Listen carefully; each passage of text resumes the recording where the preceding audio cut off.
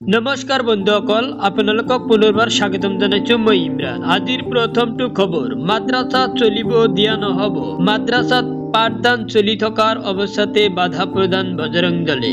উত্তপ্ত পৰিস্থিতি সৃষ্টি কৰিছে অসমত। মাদ্ৰাসাত পাঠদান চলি থকাৰ অৱস্থাতে বাধা প্ৰদান বজৰং দলৰ। জাহেদ আলীৰ বাসগৃহত গোপনে চলি আছিল মাদ্ৰাসা পাঠদান। মাদ্রাসার শিক্ষক সেলিম উদ্দিনে 12 জন ছাত্র ছাত্রীক করিয়াছিল পাঠদান। বজরং দল মাদ্রাসাত উপস্থিত হয়ে বন্ধ করে পাঠদান। মাদ্রাসার শিক্ষক সেলিম উদ্দিনক করা হয় আটক। মাদ্রাসাখনত জেহাদী পাঠদান চলি থকাৰ অভিযোগ উত্থাপন বজৰং দলৰ। অবৈধ মাদ্ৰাসা ভাঙি লণ্ডভণ্ড কৰাৰ অভিযোগ উত্থাপন বজৰং দলৰ বিৰুদ্ধে। মসজিদৰ সভাপতি আলাউদ্দিন লস্কৰকো কৰা হয় জবাবদিহি। হিন্দু ধৰ্মক আঘাত কৰি কোনো ধৰণৰ মাদ্ৰাসা চলিব দিয়া নহব বুলি মন্তব্য মসজিদৰ সভাপতি। লামডিঙৰ জৰংদিছা আমটিলাত মাদ্ৰাসা নচলাৰ নিৰ্দেশ প্ৰদান কৰিছে। ঘটনাস্থলীত আৰক্ষী উপস্থিত হৈ নিয়ন্ত্ৰণ কৰে পৰিস্থিতি। বন্ধুসকল আপোনালোক যদি ভিডিওটো তেতিয়ালৈকে লাইক কৰা নাই প্লিজ এটা লাইক কৰি দিয়ক আৰু এনেকুৱা ধৰণৰ নতুন নতুন খবৰ পাই থাকিবৰ বাবে চেনেলটো সাবস্ক্ৰাইব কৰি কাষত থকা বেল আইকনটো তল প্ৰেছ কৰি ৰাখক। পৰৱৰ্তী খবৰ অসমৰ সংখ্যালঘু ৰাজনীতিত নতুন সমীকৰণ। অসমত AIUDF AIMৰ মিত্ৰতা। 26ত AIUDFৰ সৈতে OACৰ মিত্ৰতা হ'ব।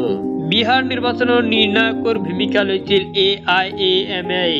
বদৰুদ্দিন আজমলে জনালে AIUDF AIMI এৰ সমীকৰণ। অসমৰ সংখ্যালঘু ৰাজনীতিত নতুন সমীকৰণ। পৰৱৰ্তী খবৰ বিহাৰত NDAৰ জয় জয়কাৰ। মুখ্যমন্ত্ৰী উদ্যমিতাৰ দাবীক লৈ পুনৰ বিহাৰত প্ৰধানমন্ত্ৰী হোৱাৰ দিশে বিহাৰৰ পৰা শিক্ষা ল'বলৈ বিৰোধী পৰামৰ্শ আজমলৰ।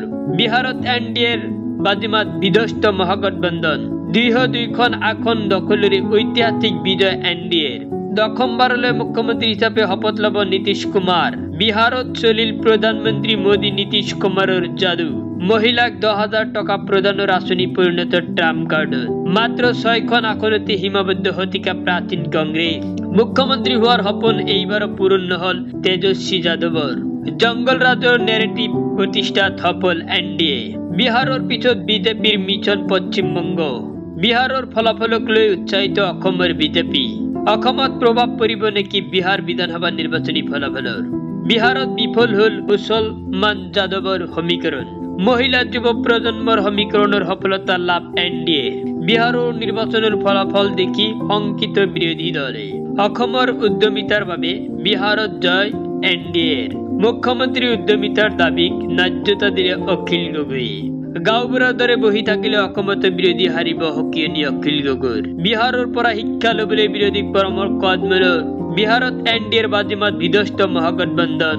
202খন আসন দখলেৰে ঐতিহাসিক বিজয় NDAৰ। এই মুহূৰ্তত জনাব চেষ্টা কৰিছো আন এটা big breaking news. Jamiat Ulema অসমৰ পুনৰ সভাপতি হ'ল বদৰুদ্দিন আজমল। জমিয়ত উলেমা হিন্দ অসমৰ পুনৰ সভাপতি ৰূপে নিৰ্বাচিত বদৰুদ্দিন আজমল। চতুৰ্থবাৰৰ বাবে জমিয়ত অসমৰ সভাপতি ৰূপে নিৰ্বাচিত হল আজমল। 2027 জমিয়ত অসমৰ সভাপতিৰ দায়িত্বত থাকিব আজমল। মহানগৰী গাড়ীগাঁও মাদ্ৰাসাত অনুষ্ঠিত বৈঠকত সিদ্ধান্ত লয়।